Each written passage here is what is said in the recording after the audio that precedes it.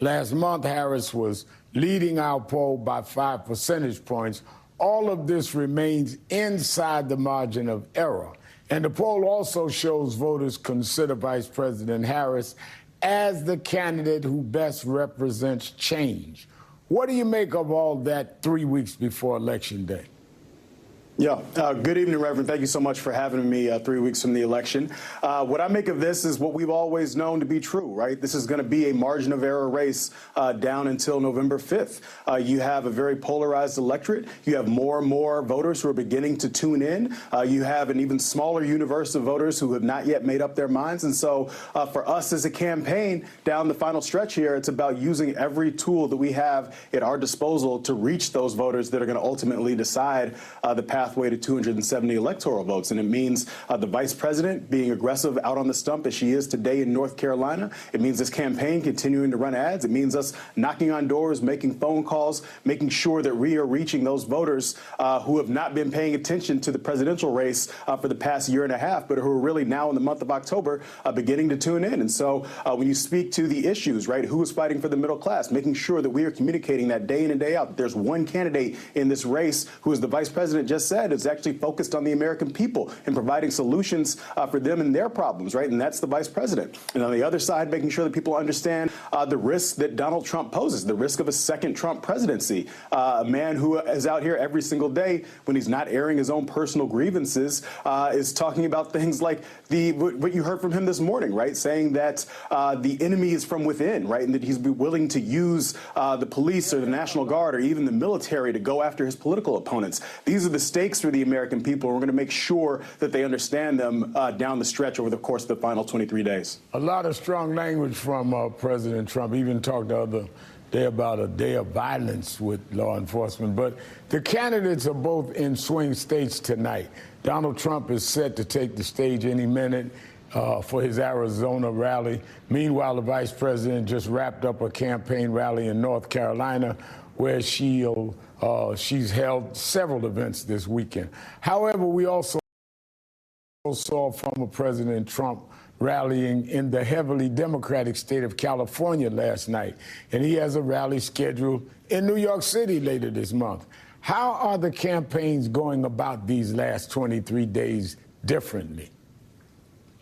Yeah, I certainly can't speak to Trump's strategy of where he's headed. I know this campaign, Kamala Harris's campaign, is going to be focused on the pathway to 270 electoral votes. That's why she was in Nevada last week, as well as Arizona. It's why she's in North Carolina today. It's why we're headed to Detroit on Tuesday. We're headed to Pennsylvania tomorrow. We're going to make sure that across the blue wall, across the Southwest and across the Southeast, we're doing everything that we possibly can to reach those voters that are going to decide 270. And so for us, it's about making sure that we maintain an aggressive posture down the stretch. And it's also about making sure that we continue to scale up the grassroots operation, right? The candidates are going to do their job. But frankly, there's a role for everybody here. So we're telling people right now, 23 days out, every weekend that you've got, right? Go to KamalaHarris.com, sign up, not just to donate, but to volunteer, to knock some doors, to make some phone calls, to send some texts to your friends and family, to make sure that they have a plan to vote, that they're registered, that they vote early, so we can focus on getting out those last few voters come November 5th. It's an all hands on deck moment for this campaign. Now, as the vice president assesses hurricane damage in North Carolina today, President Biden was in Florida touring damage done to that state by this month's past storms, both storms. Some voter advocates worry the aftermath of Hilton and Helene may depress voter turnout and impede access in states like Florida, Georgia, and North Carolina. How is the campaign responding to this situation? Yeah, no, we're paying a lot of close attention, particularly in the state of North Carolina, making sure that we're in contact with our organizers on the ground, that they're making sure that people, particularly in Western North Carolina, where the infrastructure remains a significant challenge, that people, while they rebuild, that's the primary focus, but making sure that people are able to exercise their constitutional right to vote. And so that is going to be a significant part of our efforts here over the course of the final 3 weeks in the state of North Carolina. Another thing, though, as it relates to this storm and the rebuilding efforts is that I do think it's a contrast of leadership styles, right? You have the vice president who's focused on the people, focused on the federal response, making sure that all of the federal agencies are working in coordination so that everybody in every community that's been affected by these hurricanes gets the relief aid that they're entitled to. And on the other side, you have a guy in Donald Trump who the people who knew him best, the people who worked under him, are telling the American people that when folks similarly had to deal with natural disasters and needed federal assistance, they would have to show Donald Trump polling data in order to convince him that people were worthy of getting the aid that they were entitled to. So as the American people are making their decision down the stretch here, it's clear, again, there's one candidate in this race who's going to be a president for all Americans. That's the vice president. And there's one candidate in this race who cares solely about himself. His North Star is about what's in it for him, and that's Donald Trump. And I think it's very important that people understand that here over the last 3 weeks of the campaign. Now, Democrats are concerned about black voters turning out for the vice president at the levels she'll need to win in swing states.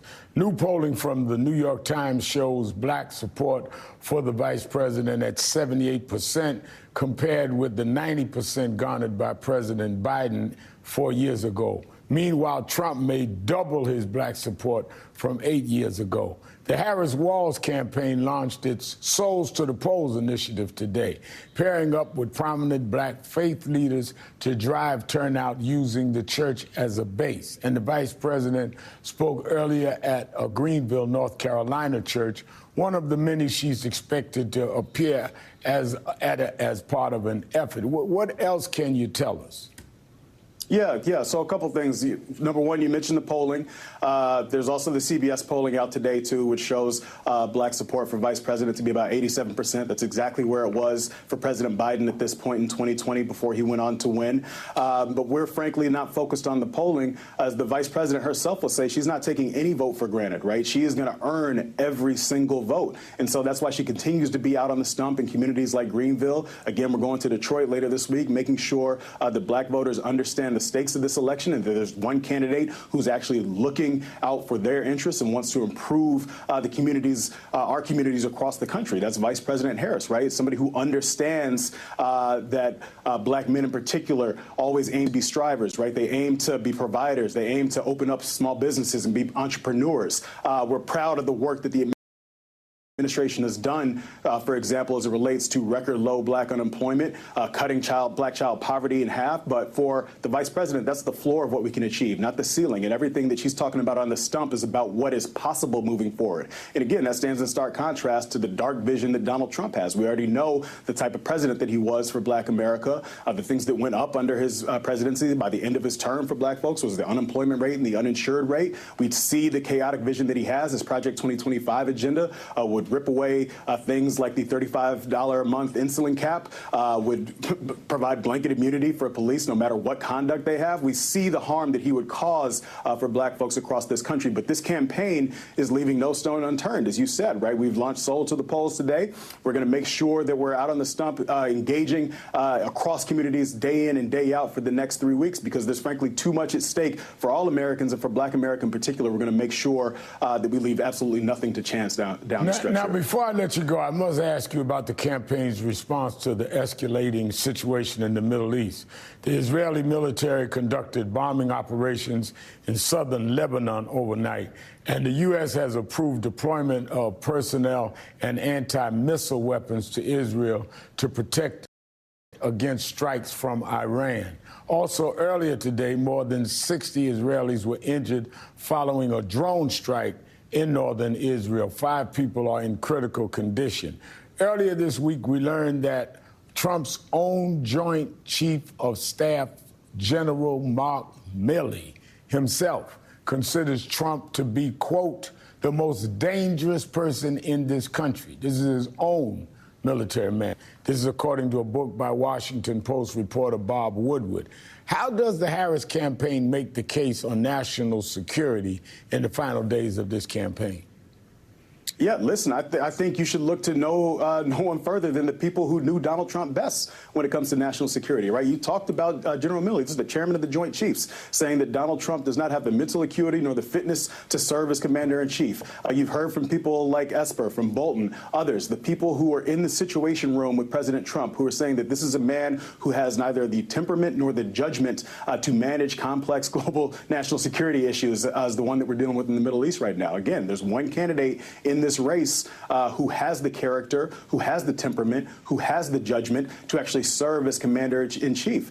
That's Vice President Harris. And I think the other thing that General Milley was talking about, again, was mental acuity. I think it's curious, frankly, why Donald Trump still has refused to release his medical records. The Vice President has done so. She thinks it's important that we be transparent here and release our medical records. Donald Trump still refuses to do so, while we see him spiraling out on the stump every single day, saying the crazy things about the American citizens being the enemy from within, while we see him ducking and dodging mainstream media interviews, right? He dodged 60 Minutes. He dodged the second debate. We don't really see him all that much, except for when he's at the MAGA rallies where he says all of this crazy nonsense. And so I think it remains an important point for the American people to actually understand what exactly Donald Trump is hiding here. Michael Tyler, you give me the impression you don't believe his last report that he's only 230 pounds and going to live to 200 years old. Thank you, Michael Tyler, for being with us, Harris Campaign Communications Director. Now to Florida. Joining me now is former Congresswoman Debbie Mucarsel-Powell, who is also the Democratic Florida candidate for the U.S. Senate. Thank you for joining me today. The death toll, let's start there, from Hurricane Milton has risen to 24. Earlier this afternoon, President Joe Biden went to Florida to survey hurricane damage and recovery efforts following Hurricanes Milton and Helene. He visited to St. Pete Beach, where he got a briefing from first responders. He also announced new funding for communities ravaged by the storms. Take a listen. Today, I'm proud to announce $612 million to 6 new cutting-edge projects to support communities impacted by Hurricane Helene and Milton. This funding will not only restore power, but will make the region's power system stronger and more capable and reduce the frequency and duration of power outages while extreme weather events become more frequent.